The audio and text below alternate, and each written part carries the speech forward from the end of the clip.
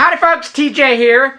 I should say howdy patrons, because this is a Patreon specific video that I'm making for the channel. As promised, one of the ideas that I had was to do a interview, kind of like the Bob Boo interview that I did long ago, of someone, a member. In this case, it's going to be a Patreon member, and to get to know them a little better. And I find that fun because I find the people that are part of the platforms that I enjoy are the most important thing. The computers and the video games and the consoles are all fun, but the people you meet along the way are the most important. So I wanted to do the first, or I should say, this is the second, because Bob Boo was one I did long ago. Check out the one that I did for him long ago, and I'll come back around to him because, like I said, maybe when I get done with everybody else, he'll be now a cotton candy vendor at a carnival. I don't know. You never know. So this new member is Eric Lamb. Eric Lamb. So I actually know Eric. I've met him a number of times at an Amiga event called AmiWest here in California. And so I'm going to chat about him for a little bit, and then I'm going to ask some questions, and then what I'll do is send off the questions to Eric. He will video himself answering those questions, and we'll put it all together in a video that you can enjoy and get to know another Patreon member that's part of the Sinclair Society group. So, Eric, 2015 I think is when I met you. Around then, because we were both fans of the next-gen Amiga. He actually is a Commodore or a commie person. We have to give each other jabs about that, but you know me, I love all the platforms, but he was a Commodore kid, and he actually, I think he also had an Atari too, but a 2600. But for computer, I believe his life started out as a C64, if I'm not mistaken. And that will be one of the questions I actually ask along the way. So we were enjoying next-gen Amiga stuff. And he watched a video that I did long ago when I did the unboxing of the Amiga 1 X1000. I believe my video excited him a little bit, and he continued to peruse next-gen Amiga, and the next thing you know, he and I, both at the same time, were buying an X5000. My story is I was kind of trying to get out of the Amiga platform for good, because you've watched some other videos I've done. I'm a little, not pissed, but I'm kind of gotten to a point where I don't care about the scene anymore, because the next-gen scene is just a shitload of shit. Shit, and shit. Stupid lawsuits, stupid stuff on an antiquated platform. Yes, the Amiga OS can be wonderful. It's the people that I care about most, and some of these few people are making it stupid. But this is not about that. This is about him and I getting interested in an Amiga 1 X5000, which I still own, and is the longest Amiga next gen, or any Amiga that I've ever owned. I purchased it, and he purchased it around the same time. I'm trying to remember, did he receive his first a few days before me? Maybe that's another question I'll have to ask. But we received it a similar time, purchased it from the same place, Amiga on the Lake, and we got to know each other through that. Next thing you know, I'm part of I won't call it a secret, but I'm part of an IRC channel of friends that get together daily. We're always logged on, chatting about stuff. Mostly Amiga, but some other stuff, sports, and you name it. And I invited him to be part of the group because I could just tell he was a cool dude, liked Amiga, liked similar things, and he was accepted into this group, and through that, we got to know each other more. So he ended up attending now 2, actually he's attended 3, but I've met him and drank with him and partied with him at 2 of them so far. AmiWest in California. Every year around October, there's an event. It's mostly catered around Commodore and Amiga, but it's mostly an excuse for older dudes like us and a few younger ones, but the younger ones are probably in their maybe late 30s. Most of us are in the 40s, 50s, 60s, enjoying the Amiga, but we're mostly enjoying each other and drinking whiskey, tequila, beer, you name it. It's an excuse to fly out for some folks from other countries to meet up in Sacramento at a hotel and have a weekend event of enjoying. I have a hard time with this word. Camaraderie. Camaraderie. Oh shit. Not Commodore. Commodore squeeze. Anyway, we drink a lot, especially Saturday night. And we drag ourselves to the bedroom, hotel rooms in the wee hours of the morning, 1, 2, 3, 4, 5, and try to wake up for the next day because the event is basically a Saturday and Sunday event for the fair. But there's some programmer stuff that starts like on a Thursday before it. So when Sunday comes around, people are tired, but I got to know Eric more through that, and he's become a good friend. And he's an internet friend, but also a friend because I've got to party and drink with him and share booze. And I actually, since I'm fairly local, drove him to get booze on a number of runs at a local place to stock up because us Amigans and Atarians and you name it, Sinclairians, drink a lot of booze. So Eric's a really cool dude. My age bracket, I won't say his age, that's for him to say, but I'll just say he's in the general age bracket. Obviously, he owned a C64, so you can kind of do the math in the right time period, not owning one later on in life. So I met him through that, and so I just was with Eric a matter of a month ago at AmiWest. So I thought he would be a great one to bring up first. So good friend, fellow Amigan, Commodorian, but he also loves other stuff like Sinclair. I feel like some of the videos that I've done, he may have watched and go, oh, I need to get one of those. Oh, I need to get one of those. So his wife probably hates me. Sorry. But anyway, so with no further ado, let's ask Eric some questions. And he is a fellow United States bloke. So what do I have here? Tell us about yourself. So whatever you want to share, Eric, and repeat the question when you do the feedback. Say, TJ asked, tell us about yourself, and I'm going to tell you now. And tell us about yourself, whether it's personal stuff, computer related only, whatever you want to divulge, letting us know a little bit better who Eric Lamb is. Hello, TJ. I just wanted to get around to answering your questions. So here we go. First off, I'm gonna have a nice beverage in my favorite new mug. You bastard. Anyway. So first question you asked me was to introduce myself, basically tell you about myself and some of my background. My name is Eric Lamb from the Salt Lake City, Utah area. I've lived here most of my life with the exception of a few years in Michigan actually. But yeah, born and raised here, grew up about a mile from where I currently live. My parents still live there. Been married for 27 years now, so you can kind of guess my age. I'm 51 years old. Definitely in about the same age range as you, TJ. As far as work is concerned, I am in the computer industry. I work with public safety software. I have done so for over 26 years now.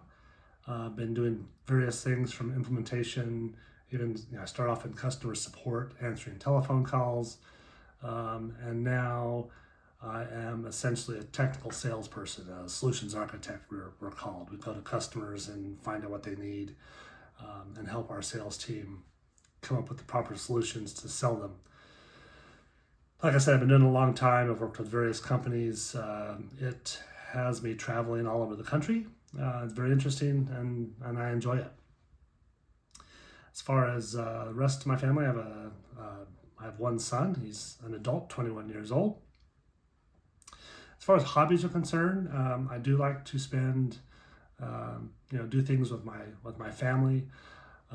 We like to travel. That's one of the big things we like to do. I obviously travel for work. I've mentioned that, but I also like to travel for fun. So we do a lot of travel around the country, and we try to do at least one, if not more, international trips every year. It's definitely what we spend our time and our money on.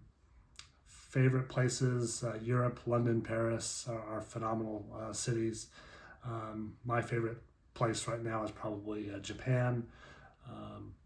Tokyo is an incredible city. Love going. Been there a few times now. I'm actually learning Japanese very slowly. just a little bit of that. So that's kind of an introduction. I know you mentioned in your intro kind of how we met. We did meet on the Amiga forums as we were both looking at the Amiga 1 X5000. I think that was about early 2016 is what I'm remembering that, when the machine was starting to be discussed, that it was going to be for sale. And yes, it took me a while to connect the dots. We had actually started talking, and I realized that video of you unboxing and setting up your X1000 was one of the things that kind of got me reinterested in Commodore and Amiga, specifically in next generation. So when the X5000 finally came out, because the X1000 was no longer available, I started to do some research and discuss that online, and you and I met that way. I do believe your X5000, actually I think my X5000 arrived first by just a couple of days, but I was actually on my first trip to Japan at the time. So I had to have my parents drive over and put it in my house, and I think yours arrived and you set yours up like a day or two before I did. So you got to use yours a little bit before I did. Question number 2. That was one. Question number 2. You are a commie. Woo! I'm an Atari, a computer user from Original. So yeah, he's a commie. But I love this commie. He's a great guy. So it's a joke. Why are you a commie?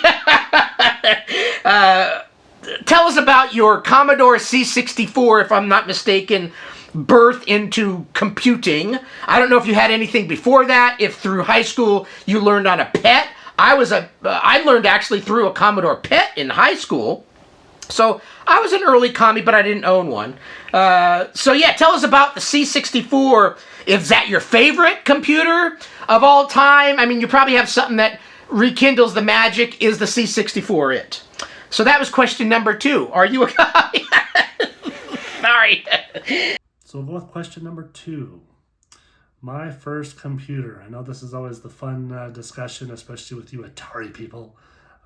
But yes, my first computer was a Commodore 64. And I happen to have one right here. This is one that I actually built, or at least put together, several years ago now. They found the original molds for the second generation Commodore 64, the Commodore 64C. And they, a person, I think it was in Texas, made a bunch of new cases using the original molds in various colors. So I ordered a red one. It is an original keyboard. This machine happens to have a reproduction motherboard in it. They called this the C64 Reloaded, actually. There's several different versions of things you can get now, FPGA, whatever, but this actually uses original chips. For the most part, it has new memory, a few replacement chips, but it still has the original processor, ROM chips, SID, the sound chip, and so forth. So I love that machine. I have my original, however, at least close to my original. My original that I used actually broke sometime in the 80s when it was still my primary machine. And there was a repair shop here where you could go and take your broken machine, pay the repair fee, and they would give you one they'd already fixed and just basically swap it out rather than waiting to have yours fixed. So I did that.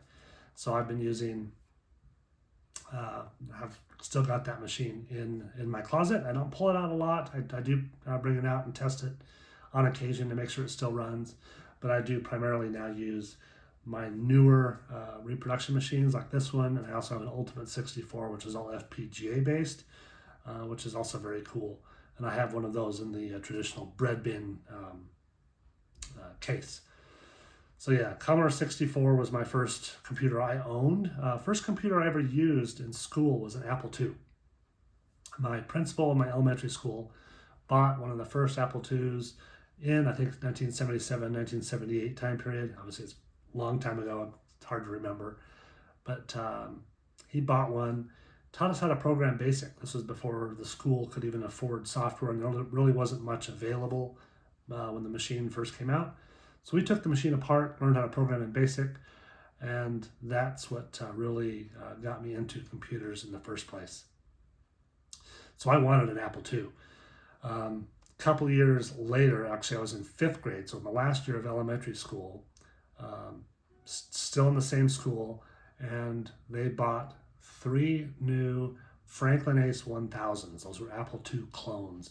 And I remember bugging my parents to buy me one, and they wouldn't do it. So it was not for another couple of years that I had a friend who had a Commodore 64. There was a sale on them about a year later.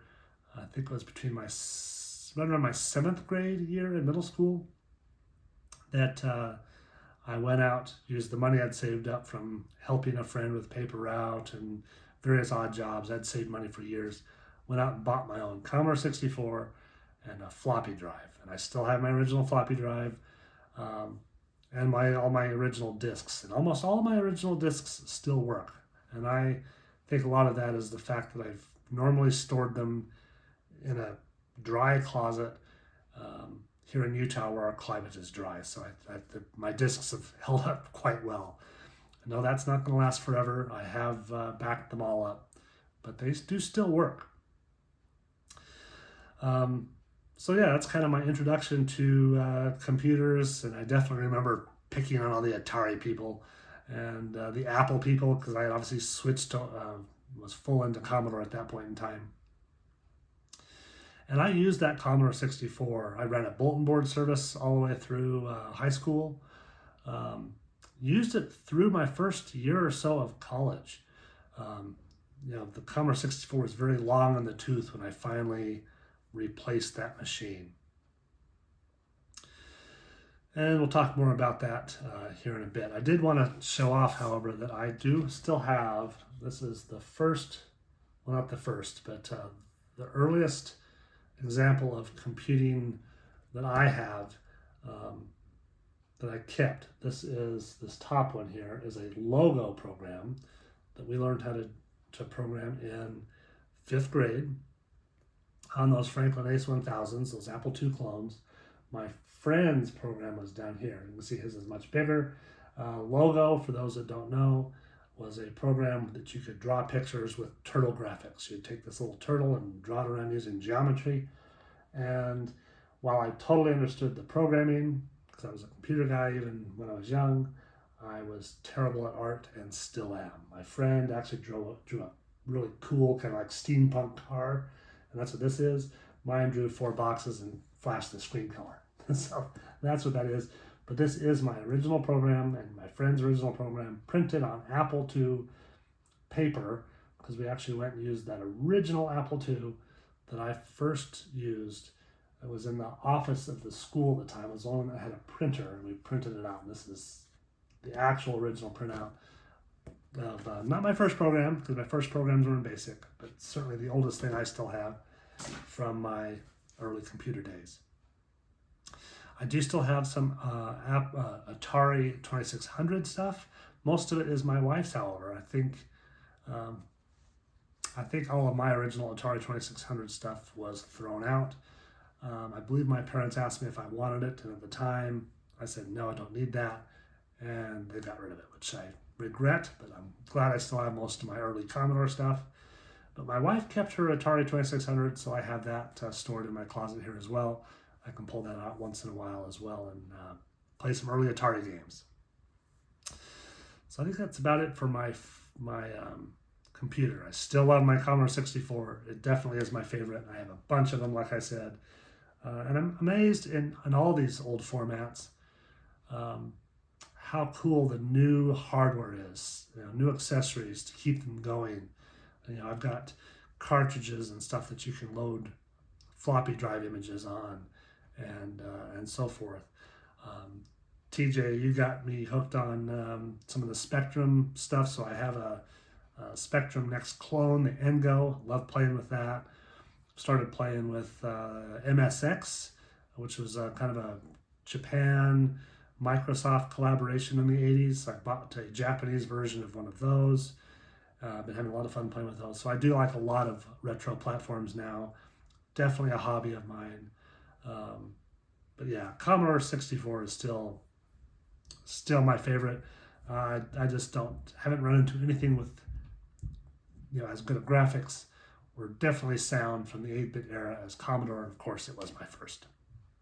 Okay, number 3, whiskey. What's your favorite other booze? So, what's your favorite whiskey? If it's not whiskey, what's your favorite booze in general? And if you have any thoughts on beer and anything that you've enjoyed partaking, like I introduced a tequila to the group.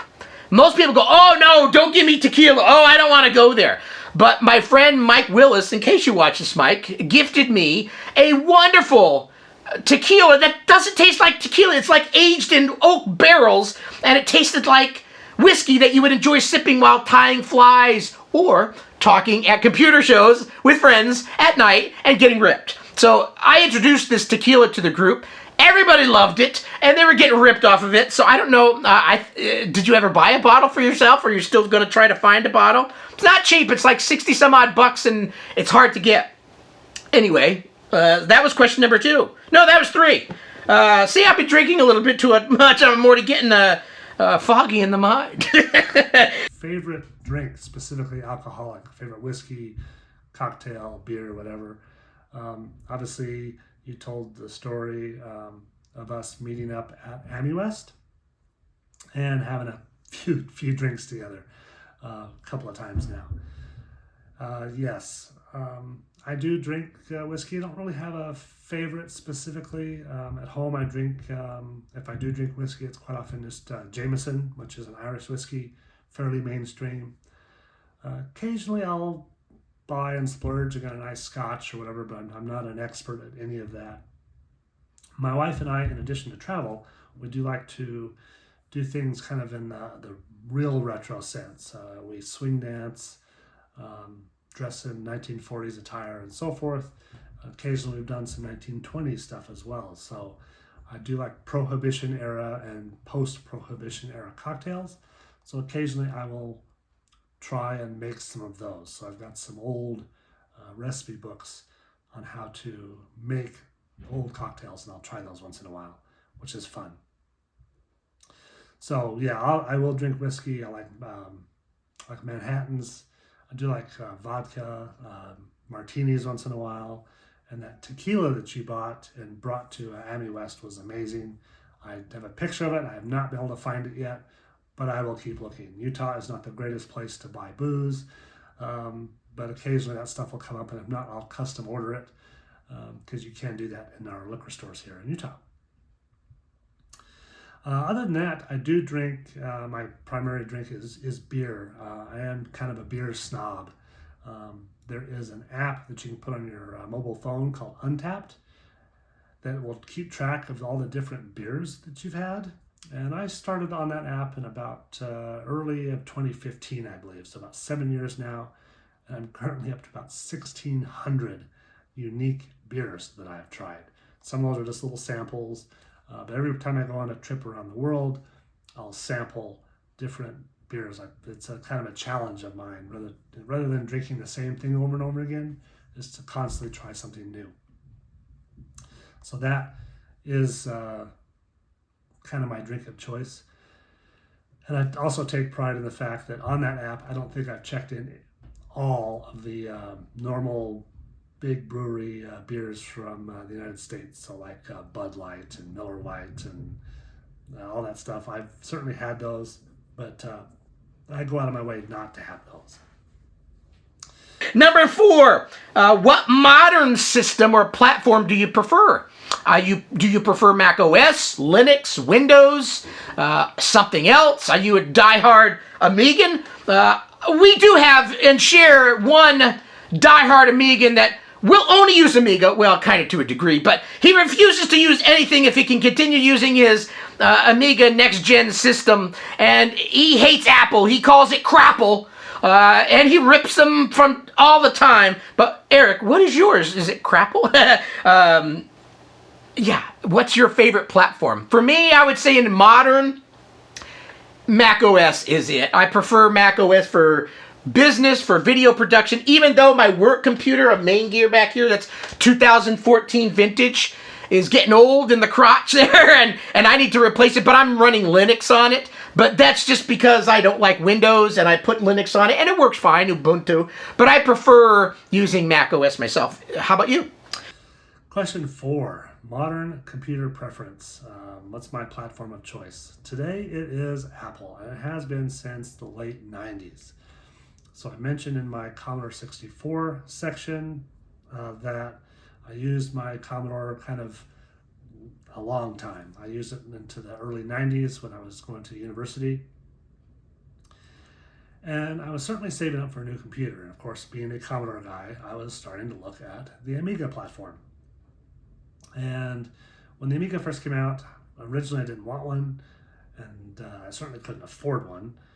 And so I just kept going with my Commodore 64 really as long as I could, until it really got to the point where I couldn't do what I needed to do with school or just even for fun anymore on a Commodore 64. So I moved to, started looking at machines, and I looked at the Amiga. The machine I really wanted was the Amiga 3000, so I started to save up for that.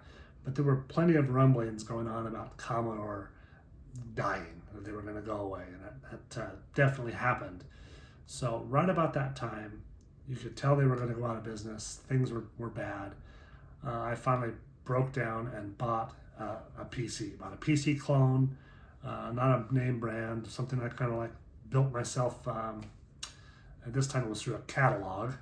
This was pre-internet. And ordered it, and I think it just came in the mail. I think I ordered it through a catalog, and it showed up in the mail. And it was a 486. So it was a 486 was my first non-Commodore machine, my first non-8-bit machine. Ran DOS and Windows 3.1 at the time.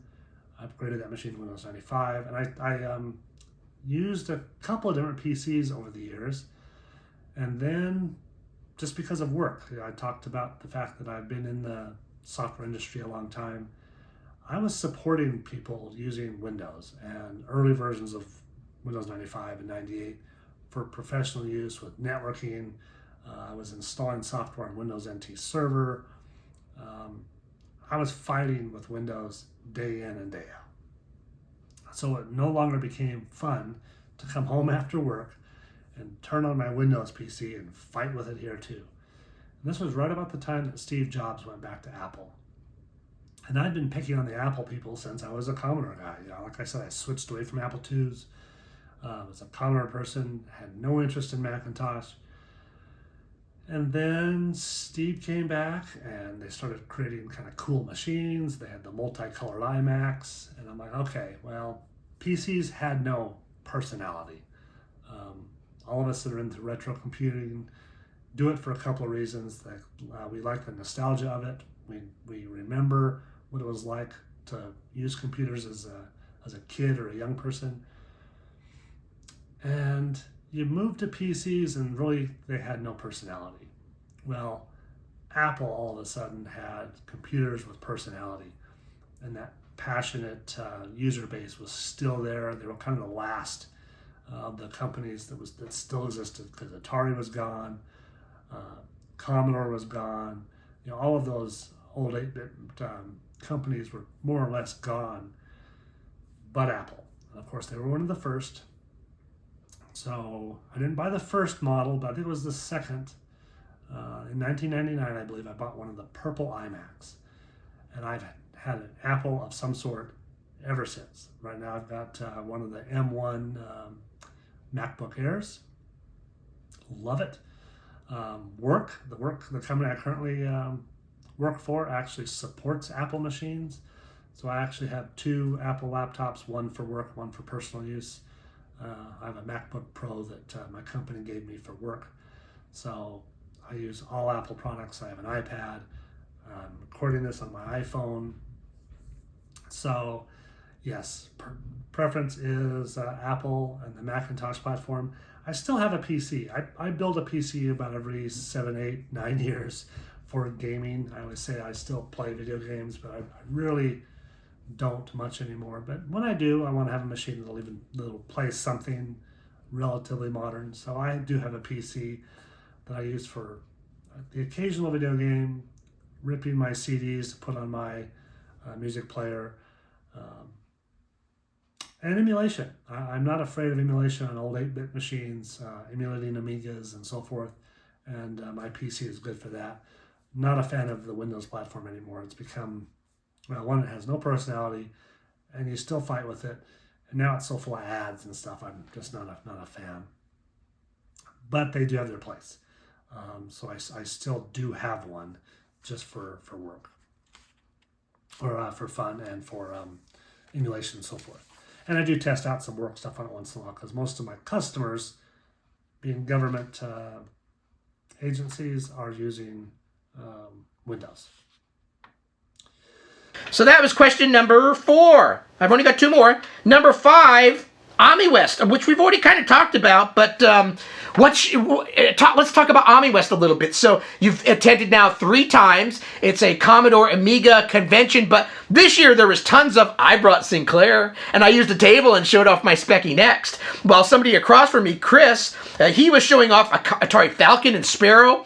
So there's a few rogues among us that bring a few other fun things to the event and have a good time. But so what was your thought about this year's event? I think it was stellar, bigger than the last number of years. A lot of people attended. I think maybe just because COVID and things are starting to lax up a little bit, more people coming out and enjoying the event. So how much fun did you have? I know you drank as much as I did and we did, and hopefully you had a great time there.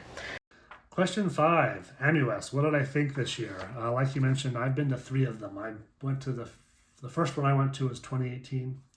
That's where I met you the first time. Obviously, we'd exchanged a lot of messages through IRC forums and so forth, but we actually met up in 2018. My first AmiWest. Loved it then. It was a great show. Small, but I got to meet all the friends I'd met online. We had a great time. And of course, there's the after hours drinking party, especially on Saturday night. That's a great time.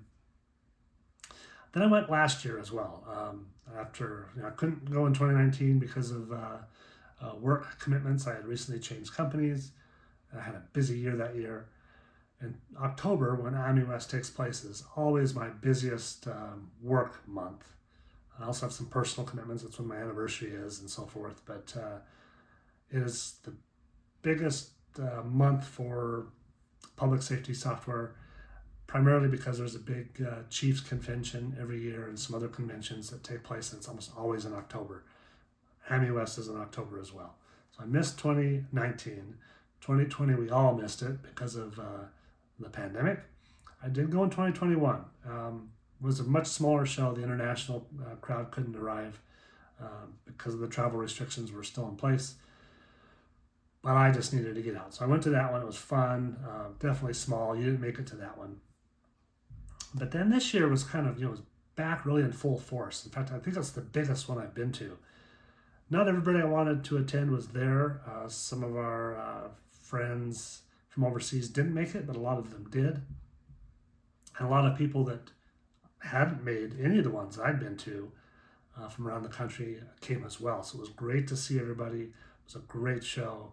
They had great guest speakers this time. It was fun to see and meet some of those early Commodore Amiga engineers that attended. For those that haven't checked it out, there are YouTube videos on AmiWest this year. Check them out. There were some great guest speakers this time. But otherwise, it was fun to talk to people. And there was still some positive buzz going on about Amiga this year. I mean, the next generation situation is still a mess, like you mentioned. I've really had to step away from that entirely because my X5000 is fun to use. So I've really kind of changed my attitude on the machine, and now I look at it as a modern retro computer, which is really what it is. I use it to play classic software, classic games. There are new games and software being done, and there's some amazing people doing new software for it. And it's fun to play with that. And I just stay out of the who's suing who and so forth. Enjoy it, have fun with it. There's still some cool developments coming out. Some of the speeches in presentations this time. We're talking about new hardware, talking about new applications that are coming out, some attempts to give it a better browser. These are all hobbyists. These people are doing it for little to no money, in most cases nothing. And it's usually a one to maybe a few people doing this in their free time. So expecting a modern office suite and a truly modern, up-to-date browser on what is old hardware. I mean, we bought ours in 2016. Obviously, it was new at the time. It was still on old PowerPC hardware, so it's not going to be perfect, but it is still fun. They're fun to use. It's fun that something that started off in the 80s has still been updated to a point and continues to be updated. It's something you don't see on Atari and old Apple and so forth. Obviously, the Macintosh is still very much going, but the Apple II line has died, and the old Commodore lines have died. The Atari ST, all that stuff is gone. But the Amiga continues to be updated and enhanced, and that's cool. So I've enjoyed using it. We'll continue to do so. And AmiWest this year, not only was it a great party, but it was fun to see that there were still things happening, and you can kind of ignore all of the drama that takes place. At least that's what I'm going to do, because I just can't get wrapped into it anymore, and I don't care who's suing who, and it's funny to watch people fight over scraps, but that's what they're doing. And hopefully it ends someday, and that we can move on, and people can really focus entirely on the platform and not on who owns what trademark and so forth. Number 6, Disney. So tell us your Disney story. I find it interesting, fascinating, because my wife and I are not Disney kids, but our honeymoon in 1990 went to Disney World in Florida. Before we got married, we took a date trip to Los Angeles and went to Disneyland there. And we love Epcot Center and all those type of things. But you have a little bit closer connection to Disney than we do. Tell us a little bit about your Disney history, collecting of any figurines, anything of that nature. Tell us your Disney story. And I think people will find that interesting because everybody, their mother, brother, no matter what age you are, knows Disney to some degree. And I know you have probably a fond heart for it. So those are all the questions. Before I let this go, though, I'm going to let me take this off the tripod a second and go over here because I think my wife's got a number of these. Let's turn on some lights. So, I told you that I'm going to have to back up because this thing's tall. Holy crap. I'm going to bump into the bathroom door. See that cabinet? This is one of my wife's cabinets, and like I said, since 1990, she's been collecting. So there's Beauty and the Beast. You've got Mickey. You've got all these Disney licensed figurines that she keeps, along with some other knickknacks in here. And sorry about the glare. This is just kind of a quick little perusal because I know my buddy Eric will probably appreciate this and maybe drive him to get his out of storage and get him put out on shelves to enjoy. Look at that. So, are we Disney lovers? I would say that's a yes. Okay. Okay, last question. Disney. What is my Disney history? So yes, I'm a Disney fan, like you mentioned, like you are. Grew up going to Disneyland on occasion. Like I said, I grew up in Utah, so a trip to Disneyland in California was either a road trip or it was actually my first flight. First time I ever got on an airplane was to fly to Disneyland when I was like 5 years old. I still have pictures of me getting on that first airplane. So that was certainly influential in that regard, since I spend a lot of time on airplanes now, both for work and for fun. Then I got into college and wanted something fun to do as a college job, and I had become a very big Disney fan at that point in time. I was watching all the movies. It was just something fun to kind of get into in the early 90s. And I applied and took a job at the Disney store here in Salt Lake City, Utah. They were opening they were opening a brand new store not too far from where I lived. So it was close. They held a big job fair to try to recruit people to come work, and I applied. Most fun job interview I ever had. They asked you all kinds of Disney trivia questions and what you liked about Disney and so forth. It had very little to do with running a retail store. And I got the job. And I wore an outfit very much like what my friend Mickey Mouse was wearing here. This is actually a Disney store Mickey Mouse with the cast member costume, the original one that I wore. So I actually have one of these outfits for myself. I bought it on eBay a few years ago, and so I have one. It's also where I met my wife, so that's where that cool part of the story comes into play. She started at the store about a year after I did, so we were fellow cast members. It was fun. We enjoyed working there. Both enjoyed Disney. I actually flew her to Disneyland to propose, and then we honeymooned in Disney World. And I think you said you did the same thing. So, yes, big Disney fans, been fans forever. I have since tried to go to as many Disney parks in the world that I can. So I've certainly been to Disneyland, California, like I mentioned, been to Disney World many times in Florida. I've been to Disney in Paris, Disneyland in Paris at least 3 times now, if not more. And I've been to Tokyo Disneyland a couple of times as well. The only ones I have not been to so far are the ones in China. There's one in Hong Kong and one in Shanghai. They're still on my list. Hopefully I'll get to them eventually. Really can't right now because of the pandemic. China is still kind of closed. But hopefully one day we'll get there and check off the last 2 parks. Funny enough, my son has been to one more than I've been, because we've taken him to France and we've taken him to Tokyo. My parents took him to the one in Hong Kong. So he is only 1 down, where my wife and I are actually 2 away from hitting them all. Like you mentioned, I do have a bunch of Disney collectibles and art. Most of the art is out on the walls in my house.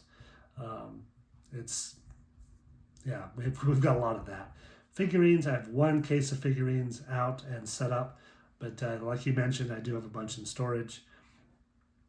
And the reason is we used to have them out on tables and bookcases and so forth, and then we got pets, and then we had our son, and having valuable, fragile figurines just out where cats can knock them onto the floor, or your young baby can grab them and break them.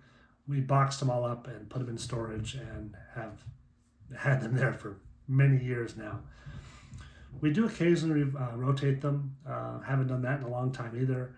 So yeah, we'll get more of those out over time. Our challenge now is a space for another enclosed cabinet like the one you have, because right now we have one of those and it's actually fairly small. But we do like our Disney collectibles, our Disney art, and still love it. We still love going to the parks, watching the movies.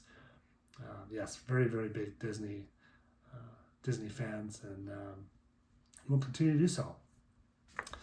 I think that's about it for your questions. Hope people find this somewhat interesting. And with that, I think I will say goodbye and have another drink of my beverage from my favorite mug. And with that, see you later, TJ, and goodbye to everybody else. Okay, so let me go back in here and put this on here and wrap up this part. I'm already 13 minutes in. This is going to be a long video. And typically I think Bob Booz was a good half hour with everything together. So Eric Lamb, fellow United States bloke, good friend of mine, met him a number of times, chat with him daily on the internets. And I wanted to introduce him to my YouTube channel, to my fellow Patreons, which I'll have the video there, of course. And so tell us about yourself, Eric. And remember, repeat the question as you answer it, and we'll blend this all together and post it here in the near future. So thanks for watching, everybody, and hopefully you enjoy meeting Eric Lamb. Bye. Well, no, not bye. I've got to come back and end this video in the end, but I'll come back. I promise.